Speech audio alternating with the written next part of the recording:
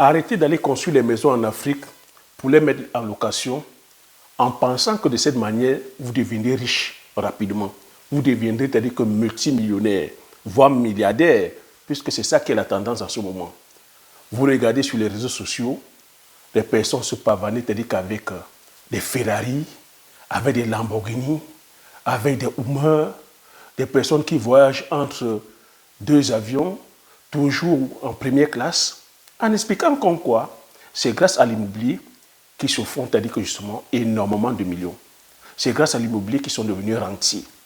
Rentiers grâce à l'immobilier. Rentiers, je vis mon patron, c'est-à-dire que parce que je me suis lancé dans l'immobilier. Et ça pousse comme ça plusieurs d'entre vous à fantasmer, à nourrir le rêve aussi d'aller devenir multimillionnaire en dollars et en euros, milliardaire en dollars, c'est-à-dire que grâce à l'immobilier. Vous les voyez sur les plateaux, c'est-à-dire que de BFM Économie, vous les voyez sur les plateaux télé, vous les voyez sur les chaînes de télévision, vous les voyez en même temps interviewés par les influenceurs, ils vous montrent la vie des rêves et vous êtes séduits, emballés par ce discours. Et voilà comment plusieurs d'entre vous, vous vous lancez.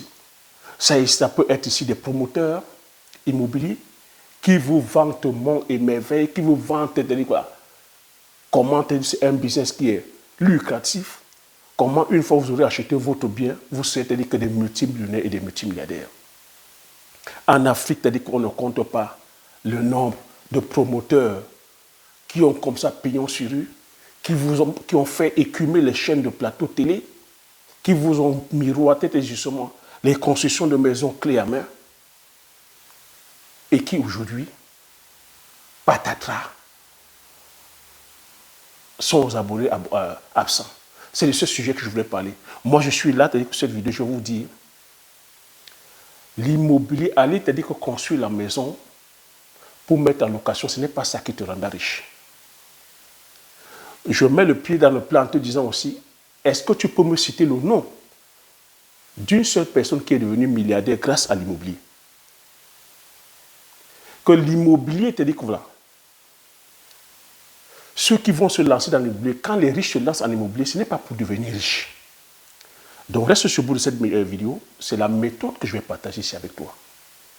Comment toi aussi tu pourras t'y prendre de façon très stratégique, de façon pensée, gagner de l'argent. Parce que si l'objectif c'est de gagner de l'argent, je n'ai pas te conseillé d'aller te lancer en immobilier. L'immobilier, c'est-à-dire que c'est un business qui est sûr et rentable sur le long terme. Les riches se lancent dans l'immobilier parce qu'ils veulent sécuriser leurs biens. Ils veulent sécuriser leurs actifs. Les riches ne se lancent pas en immobilier parce qu'ils veulent aller gagner de l'argent tout de suite. Parce qu'ils veulent aller acheter la Lamborghini. Parce qu'ils veulent aller acheter la Ferrari. Parce qu'ils veulent une lifestyle. Non. Les riches ont déjà les moyens. Les riches ont les liquidités. Mais pour pouvoir sécuriser ces liquidités-là, c'est là où ils vont investir, c'est-à-dire qu'en immobilier. Ils vont aller acheter, c'est-à-dire que des immeubles. Ils vont aller acheter des biens. Parce que la pierre, comme on sait, la pierre, plus le temps passe, plus ça prend de la valeur. Les riches vont investir en immobilier afin de pouvoir défiscaliser aussi, c'est-à-dire que justement, leur revenu. Donc, les riches savent qu'au lieu d'aller garder de l'argent en banque, ils préfèrent acheter un bien. Les lois aussi fiscales, les lois promulguées par certains pays donnent cet avantage que lorsque tu vas investir en immobilier, surtout sur des biens anciens, quand tu achètes et que tu rénoves, tu peux défiscaliser. C'est comme ça que les riches font pour, justement, défiscaliser afin de payer moins d'impôts. Les riches savent aussi que la pierre, c'est un bien qui défiscalise. Ici en France, la pierre, ici en France, le vin, les grands vins, les grands crus classés, qui sont, c'est-à-dire que le patrimoine, c'est-à-dire que français, profitent aussi des exonérations d'impôts. Donc vous allez voir les millionnaires, les multimillionnaires, les riches, aller acheter, c'est-à-dire que des bouteilles de vin, des bouteilles qui sont achetées, une bouteille peut coûter dans les 1000 euros, 2000 euros, 5000 euros, ils achètent comme ça des caisses à hauteur de millions, vont les stocker parce que c'est exonéré d'impôts. Les riches vont aller, c'est-à-dire qu'acheter des tableaux. Tu t'es posé la question, Pourquoi est-ce qu'un tableau peut coûter 1 million d'euros, 1 million de dollars, des fois 10 millions de dollars, des fois 100 millions de dollars? Pourquoi quelqu'un peut aller investir 100 millions de dollars sur un tableau? Ben, tout simplement parce que le tableau est exonéré d'impôts. Lorsqu'il achète, il va stocker, il ne paie pas d'impôts dessus. Et lorsqu'il va aller revendre, ça va prendre la plus-value. Un tableau qu'il achète à 10 millions, si 20 ans ou 15 ans plus tard, il veut revendre, il peut revendre à 50 millions. C'est de ça qu'il s'agit. Mais maintenant, pourquoi plusieurs personnes sont intéressées par la construction? Il faut comprendre que la construction aussi, avoir sa maison, c'est un signe social de réussite. Parce que la société nous a dit, il faut aller à l'école, il faut avoir des diplômes, il faut aller travailler, pouvoir avoir sa maison, acheter la voiture, avoir des enfants, dépenser. Avoir la maison, que ça ne te rend pas riche. Surtout la résidence principale. Ça ne te rend pas riche. C'est source de dépenses. Acheter une voiture, ça ne te rend pas riche. Mais tu vois que la plupart, des personnes, la façon d'exprimer, que leur signe de richesse, c'est par les signes de richesse extérieure. Quand tu veux, certaines personnes veulent montrer qu'elles sont riches, c'est en montrant des signes de richesse extérieure. C'est quoi? C'est la maison. C'est quoi? C'est la voiture. C'est quoi? C'est les vêtements. C'est quoi? C'est des voyages qu'on fait. C'est aller manger au restaurant. C'est, tu vois, et tout ce que je cite là, c'est des dépenses en fait.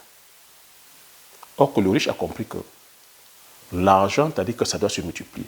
Maintenant, toi, de façon stratégique, tu vas me dire, mais Thierry, est-ce que tu es en train de me déconseiller, c'est-à-dire que de construire?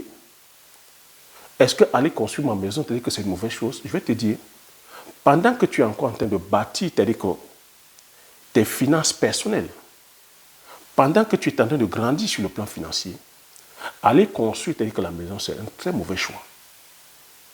Aller même, c'est-à-dire que quand on te dit aussi des fois que, oui, construire la maison et mettre en location, c'est-à-dire que c'est une bonne chose. Prenons le contexte ici en Occident, ici en France, là où je suis. À partir de combien que tu peux acheter un appartement ou construire une maison? Parce qu'il faut comprendre que le fait de prendre l'engagement d'aller prendre un crédit, ça implique beaucoup de choses. Le crédit, tu vas le payer. Lorsque tu t'engages sur un crédit ici sur 25 ans, il faut comprendre que c'est 25 ans où tu dois être focus à rembourser, c'est-à-dire que l'emprunt. Et quand on sait aujourd'hui que nous sommes dans un monde aujourd'hui précaire, où un CDI, c'est-à-dire que voilà, ce n'est pas une garantie, c'est-à-dire que voilà, sur quoi que ce soit, à tout moment tu peux perdre tes emplois. On a vu, c'est-à-dire qu'avec la crise des subprimes, n'oublie pas la crise des subprimes, on a vu des médecins, des ingénieurs, des hauts cadres qui gagnaient bien leur vie se retrouver en SDF. Parce qu'aux États-Unis, tu as bonne mémoire, après, c'est-à-dire que les attentats du World Trade Center, donc en 2021, si ma mémoire sont bonnes, ils ont accordé des largesses à la population américaine dont les gens ont pris des crédits comme ça, c'est-à-dire que de maison. Ils ne se sont pas attardés à voir si les personnes avaient des capacités, c'est-à-dire que de remboursement. Et en 2008, patatras, crise économique mondiale, tout le monde s'est retrouvé, c'est-à-dire que l'économie s'est retrouvée en branle. Et derrière, le taux d'endettement, le taux d'emprunt qu'ils avaient donné à taux zéro ne faisait que monter. Et ça fait qu'aujourd'hui, les médecins sont retrouvés, les médecins qui gagnaient bien leur vie sont retrouvés dans l'incapacité de payer les traites. Parce que quand tu as déjà l'emprunt de la voiture, de l'immobilier, de l'aménagement, tu dois payer aussi même l'emprunt universitaire pour la maison. Parce que quand c'est à taux variable, ça ne fait que monter. Ils sont retrouvés incapables de payer. Et qu'est-ce qui s'est passé? On est venu saisir les biens. On a vu des villes fantômes, des villes où tout le monde était débouté. Donc c'est pour te faire comprendre que aller s'engager, c'est-à-dire que pour l'achat d'une maison, il y a des risques. Donc là-dessus, ça va demander que tu te formes, parce que tout ce que je t'ai dit, tu dois te former. Tu dois maîtriser les lois juridiques de ton pays. Tu dois maîtriser, c'est-à-dire que la fiscalité de ton pays. Donc ça va te demander que tu t'entoures, c'est-à-dire que des avocats, des fiscalistes, des juristes. Ça va te demander que tu t'y connaisses aussi en immobilier. Tu ne vas pas aller acheter une maison n'importe où. Ici en Occident, il y a cet avantage que l'État accorde les crédits, je l'ai dit. Mais aujourd'hui, en 2024, tu as vu que nous sommes en pleine crise, en pleine récession. L'économie est en branle. L'immobilier, c'est que les banques n'accordent plus du tout de crédit. Et les taux d'emprunt sont tellement élevés. Pourquoi? Quand l'économie est en branle, ça veut dire que quand il y a la récession, ça veut dire que le pouvoir d'achat aussi ne suit pas. Tu vas aller mettre une maison en location aujourd'hui. Combien seront en même de payer ton loyer? La banque même ne t'accompagne pas. Si tu vas t'aller que mettre en location et que le locataire, tu tombes sur un locataire qui perd son emploi, il y a des tracasseries que derrière. Et si tu dis que la loi protège aussi, tu as dit que les locataires, si tu tombes sur un locataire véreux, malhonnête, qui ne te paye pas ton loyer, tu peux te retrouver dans les procédures judiciaires comme ça pendant 2 ans, 3 ans, 4 ans, 5 ans. Et s'il est malhonnête, il sera là à dégrader ton bien. Et même si tu tombes sur un locataire honnête, honnêtement, quand ton business, quand le bien tourne, quel est le cash flow que tu peux avoir? Parce qu'il faut comprendre que si tu prends un appartement, le cash flow que tu pourras avoir, c'est peut-être dans les 100 euros. Si c'est même encore positif, peut-être 150 euros. Parce qu'une fois que tu as payé, tu as dit que les emprunts, il va te rester 150 euros. Honnêtement, de toi à moi. Tu penses que c'est avec 150 euros que tu vas t'acheter une Ferrari? Tu penses que c'est avec 150 euros que tu vas acheter la Lamborghini? Il va falloir épargner 150 euros comme ça pendant combien d'années pour pouvoir rouler en Lamborghini? Tu vois donc, ce que tu vois des fois dans les médias, ce que tu vois des fois, c'est-à-dire que sur les réseaux sociaux, c'est de la poudre de palampampan. Il faut comprendre que pour passer sur les médias, pour passer sur BFM économique, on paye. Ces influenceurs payent, ces promoteurs payent le temps de passage.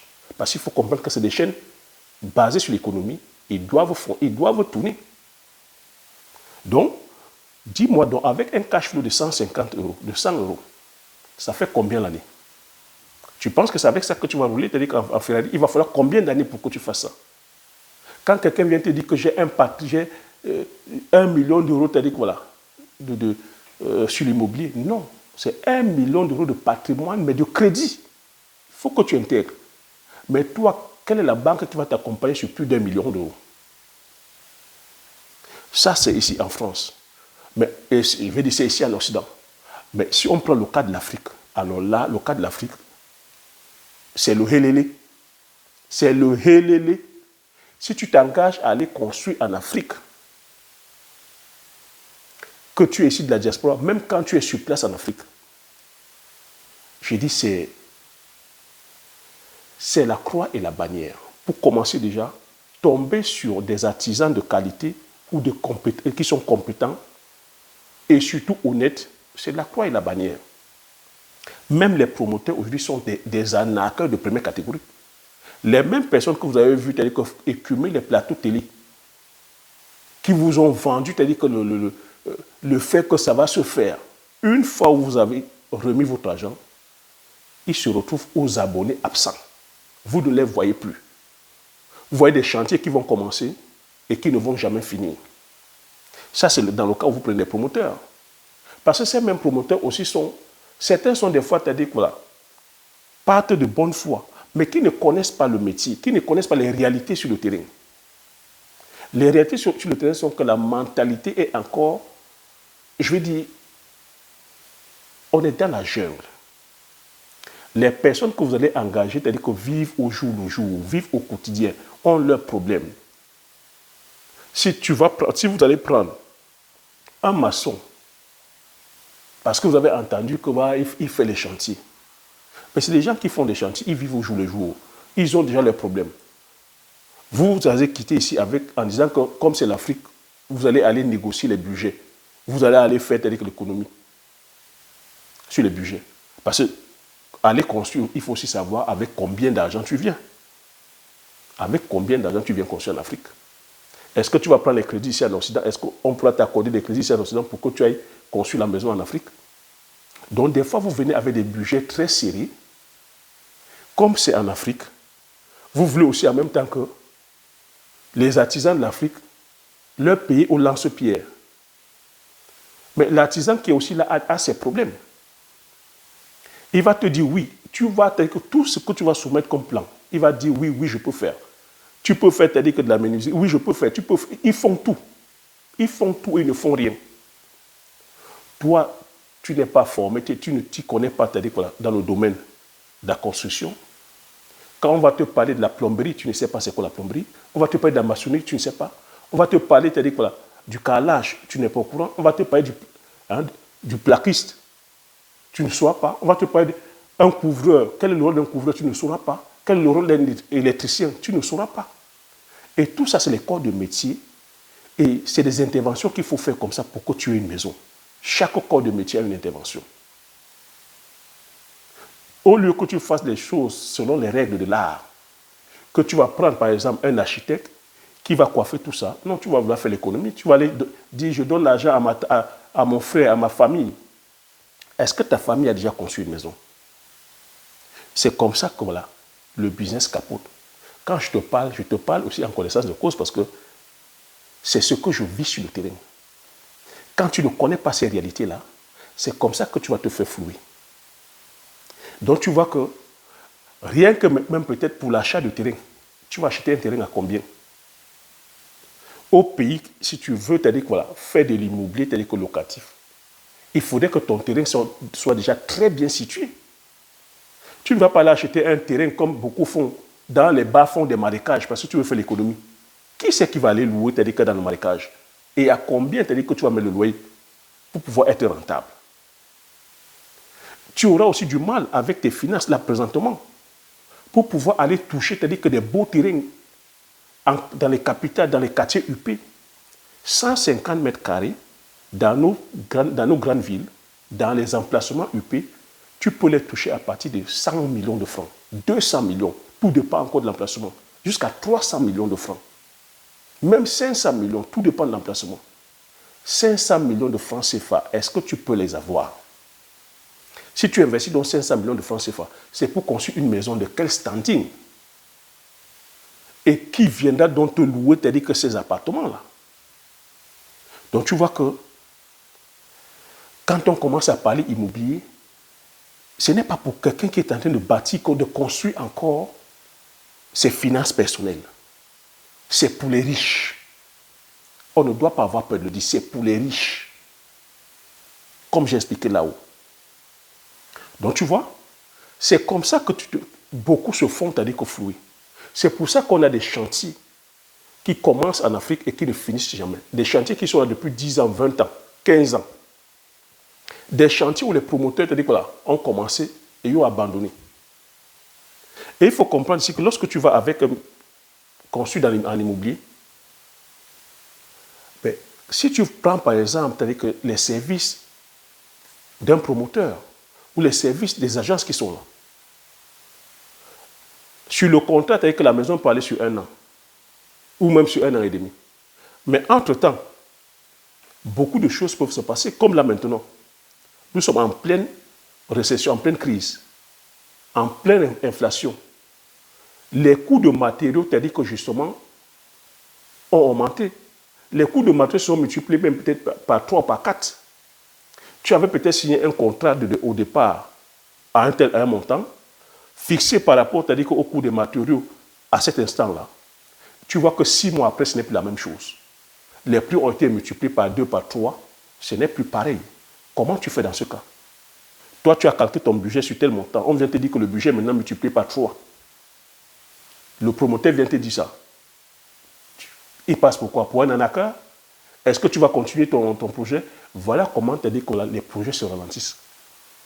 Et une fois le budget a été multiplié par 3, sur le même terrain où tu as acheté à bas coût, dans un mauvais quartier, mauvais emplacement, à combien tu vas mettre le prix du loyer? À combien tu vas mettre le prix du loyer? Et pour être rentable, après combien de temps? Donc je te brosse ce tableau-là pour te faire comprendre que non, la meilleure méthode, ce n'est pas ça.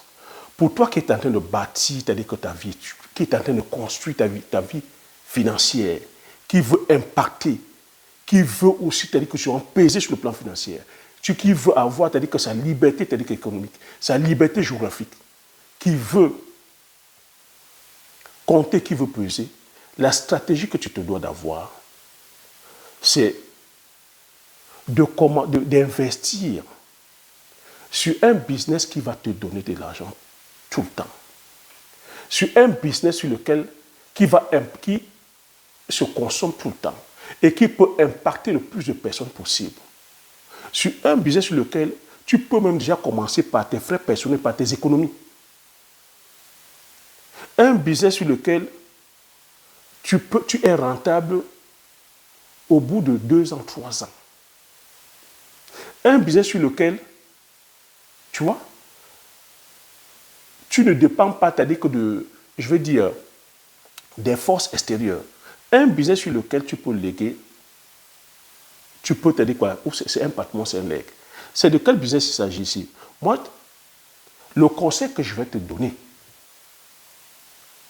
au lieu d'aller construire, c'est-à-dire que maintenant la maison, je vais te donner le conseil d'aller plutôt dans le secteur agricole, d'aller lancer, c'est-à-dire quoi, te lancer sur la culture du poivre.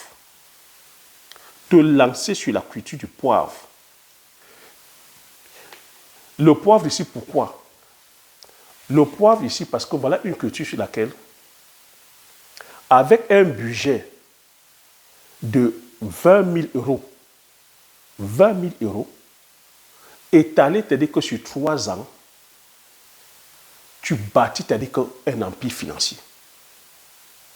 20 000 euros étalés sur 3 ans, ça veut dire, si tu divises, 3 ans, c'est quoi? C'est-à-dire que dans les 36 mois, avec 555 euros par mois, tu construis, c'est-à-dire que ton empire. Tu vois qu'avec 20 000 euros, tu peux les avoir sur 3 ans. Beaucoup d'entre vous, ici, vous avez des épargnes déjà, c'est-à-dire que celui qui a une épargne de 30 000 euros, de 40 000 euros, de 50 000 euros, de 60 000 euros, tu vois, là-dessus, tu n'utilises pas toute ton épargne. C'est étalé sur 3 ans. Donc, ça va te demander quoi? Ça va te demander que pour faire ce business-là, que tu te formes. Ce n'est pas une solution miracle où je dis ici qu'il faut venir donner ton argent pour qu'on va. Non, tu te formes. La formation va demander quoi? Pour que tu maîtrises le savoir-faire. Que tu t'entoures des personnes qui ont l'expertise. Quand je dis le poivre, je suis en train de te parler du poivre, ça c'est les résultats sur le terrain. Je te parle des choses concrètes. Je suis de la diaspora, c'est la stratégie que j'ai mise en place. L'avantage avec la culture du poivre, c'est que même si tu te loupes, tu peux recommencer. Lorsqu'on loupe ta maison, est-ce que tu peux recommencer? Quand tu mets un budget de 100 000 euros, de 200 000 euros, de 300 000 euros, je parle encore pour des petits standings. Parce que quand je commence à parler de 400 millions, de 500 millions, de 1 milliard, c'est autre chose. Lorsqu'on loupe ton projet immobilier, est-ce que tu peux encore avoir la force de revenir? Avec un projet comme ça, comme le poivre, même si tu as dit que tu te foires, tu peux recommencer. C'est ce que j'ai eu. La première année où j'ai commencé, j'ai perdu 10 millions. Je te répète ça chaque fois. Mais ce que j'ai fait, c'est-à-dire que je n'ai pas lâché l'affaire. Je suis allé me former. Parce que le problème ici, c'est la connaissance. C'est pour ça que je dis à chaque fois que l'information, c'est la connaissance. La connaissance, c'est la richesse. Ce qui nous manque, c'est le manque d'information, le manque de connaissance. Le poivrier ici, tu vas me dire, mais tu n'entends pas parler du poivrier. Tu n'entendras pas parler du poivrier. Parce qu'il y a aussi ce problème-là, qu'on dit l'argent ne fait pas le bruit. Chez nous, tu n'entendras pas les riches parler. Oui, parce que secrètement, il y a ce truc aussi de l'égoïsme-là, où lorsqu'on a réussi, on veut réussir seul.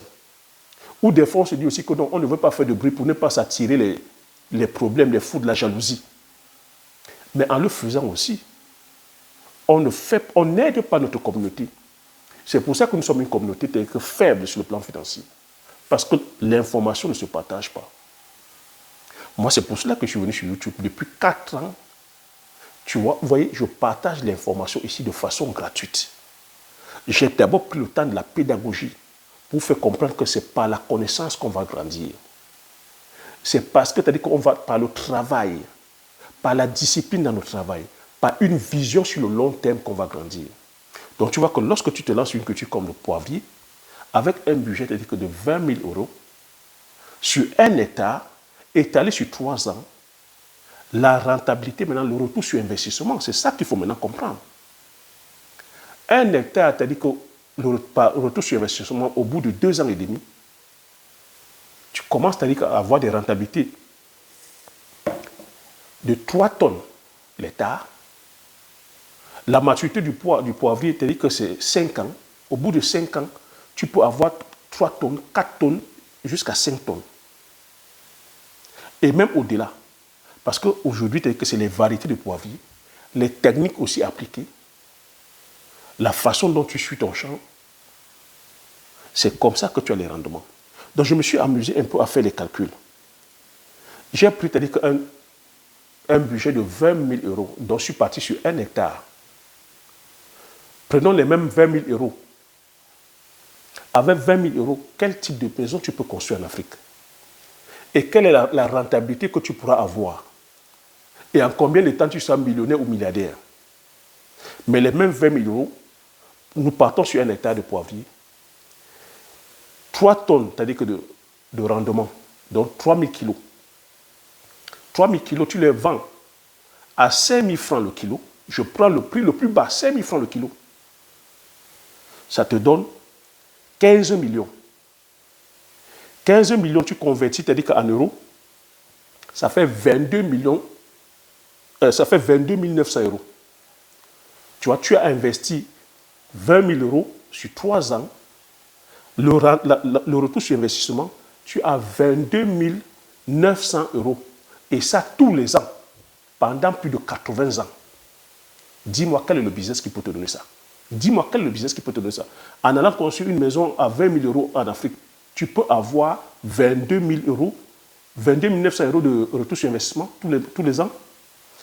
Les mêmes 3 000 kilos, tu peux te dire que vendre le kilo à 20 000 francs CFA. Ça te fait 60 millions. 60 millions de francs CFA. J'ai aussi fait les calculs. Le kilo peut aller à 7. Tu peux aussi avoir un rendement, c'est-à-dire que de 5 tonnes, j'ai dit 5 tonnes, donc 5 000 kilos. Tu fais fois 10 000, ça te fait 50 millions de francs CFA. En euros, c'est-à-dire que ça te fait 76 335 euros. Pour un investissement de 20 000 euros, tu as un retour sur investissement de 76 335 chaque année jusqu'à 80 ans. Les mêmes 5 000 kilos, tu peux vendre le kilo à 20 000 francs le kilo, ça te fait 100 millions de francs CFA. Et 100 millions de francs CFA, ça fait 152 671 euros pour un investissement initial de 20 000 euros. On ne reste pas là.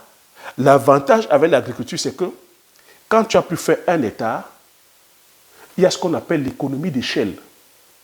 Quand tu as acquis l'expertise, c'est pour ça que j'insiste sur la formation. Pour la formation, regarde sous la barre de description de cette vidéo, tu prends le lien de la formation, tu me retrouves de l'autre côté, afin qu'on puisse bâtir ton empire.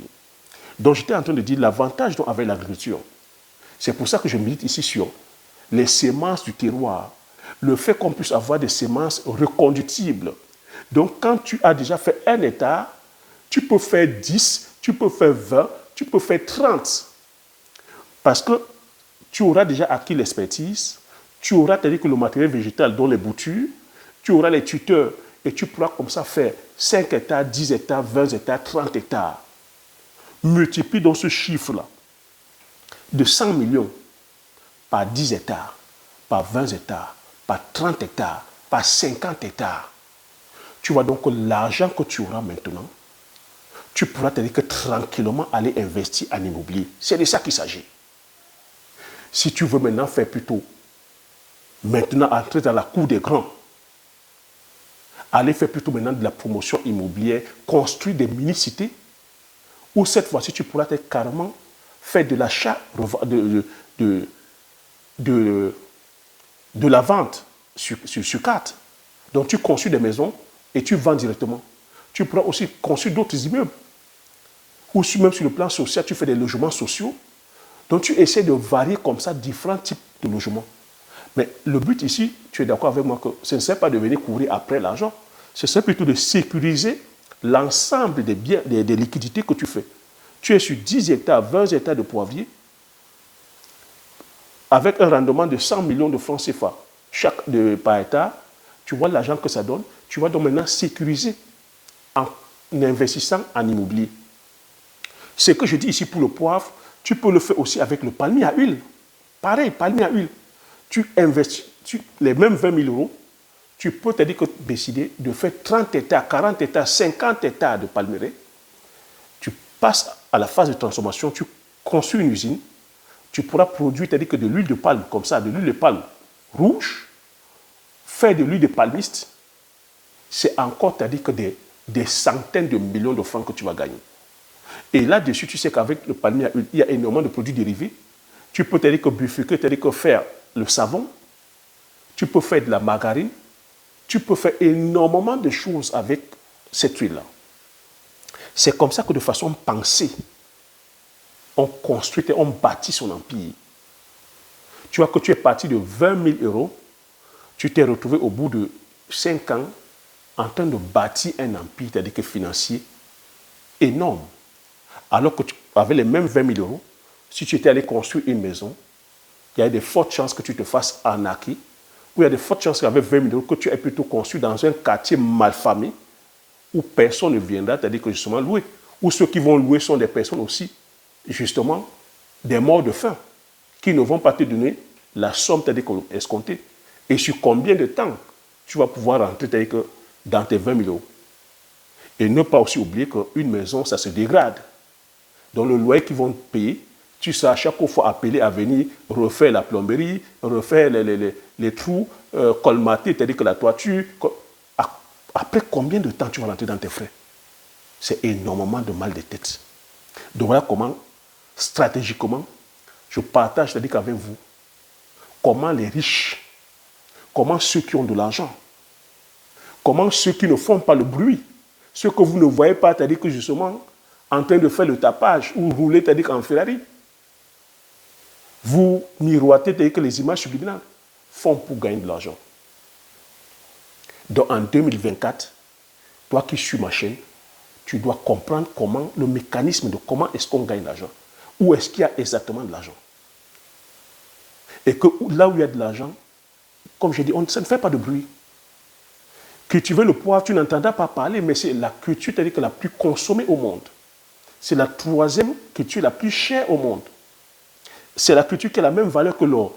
Est-ce que tu as déjà entendu des personnes écumer les plateaux télé pour expliquer comment est-ce qu'on fabrique l'or, comment est-ce qu'on... le processus d'extraction d'or. On t'a déjà expliqué dans les plateaux télé comment est-ce qu'on fait pour obtenir le diamant? Non, pourtant c'est là où il y a de l'argent. C'est là où il y a des véritables des niches. On te parle comment est-ce qu'on extrait l'uranium. Ben, on nous montre toujours comment nos frères souffrent. Mais ceux qui ont le gros lot, ben, on voit que justement les retombées de l'uranium sur les téléphones portables. Combien coûte un iPhone? Combien coûte une voiture électrique aujourd'hui, les Tesla et compagnie? C'est de ça qu'il s'agit.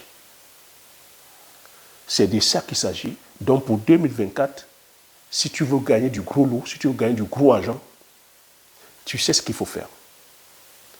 Allez, c'est-à-dire que justement mettre ton argent sur des business essentiels, des business où tu peux, c'est-à-dire que justement commencer là maintenant et d'ici 1 an, 2 ans, dégager des sommes énormes. Et la culture qui peut te donner ça aujourd'hui, c'est-à-dire que c'est nos produits du terroir, le poivre, la vanille, le palmier à huile. Il y en a comme ça. Et de te faire comprendre que tout ce que je te dis là, c'est parce que tu as dit que c'est des résultats qui sont sur le terrain. C'est du pratico-pratique. C'est mon expérience que je partage. Et c'est des choses que tu peux vérifier. Le poivre, tu consommes bien le poivre. Le poivre, c'est-à-dire qu'elle est consommé, c'est-à-dire que par tout le monde, tu connais la valeur du poivre sur le marché. Donc maintenant, ça va te demander aussi de pouvoir être curieux ou curieuse, de pouvoir être Pragmatique aussi, parce que quand tu as une information comme ça, c'est de prendre l'information, toi qui me suis depuis longtemps, prendre l'information, t'approcher vers moi, prendre la formation, passer à l'action. Le passage à l'action aussi va demander que tu prennes la formation, que tu demandes l'accompagnement pour qu'on puisse bâtir pas à pas, c'est-à-dire que ton patrimoine ne soit plus toujours là, c'est-à-dire à repousser ou à aller faire ses business là aussi, parce qu'on sait pourquoi. Plusieurs, c'est-à-dire que vont faire ses business l'immobilier. Parce que ça flatte l'ego. Ça flatte l'ego de dire que voilà ma maison, parce que c'est visible de tout le monde. Mais combien de personnes sont malheureuses et malheureuses? Combien sont malheureux et malheureuses? Combien ont commencé les chantiers qui ne sont jamais finis? Combien sont retrouvés, c'est-à-dire comme ça, en porte-à-faux, en disgrâce avec leur famille? On a des familles aujourd'hui éclatées à cause de ces projets-là. On a des familles qui ne se parlent plus à cause de l'immobilier. On a des promoteurs qui ont mis en faillite des personnes à cause de l'immobilier. Des personnes sont allées prendre leur économie de toute leur vie pour aller mettre sur des projets immobiliers en disant comme quoi, oui, il a été dit qu'il ne faut pas travailler avec sa famille. Il faut aller confier, c'est-à-dire aux promoteurs, aux institutions. Mais même jusque-là, vous faites vous flouer. Donc, faites très attention. On n'est jamais mieux servi par soi-même. Je suis en train de dire ici que je ne te dis pas que donne-moi ton argent. Je te dis, prends la formation, tu te formes. Même si tu prends l'accompagnement, on t'accompagne. Toi-même, tu es sur le terrain, tu fais. On est mieux servi que par soi-même. Et c'est une compétence que tu as à vie. C'est une compétence que tu peux transmettre à tes enfants et aux enfants de tes enfants. C'est vers là qu'on se doit d'aller. C'est vers cette forme de richesse qu'on se doit d'aller. Et la vraie richesse, c'est ça. Il me tenait de partager, c'est-à-dire que cette thématique-là avec vous. J'espère que tout au long de ce plaidoyer, plusieurs d'entre vous m'avez compris.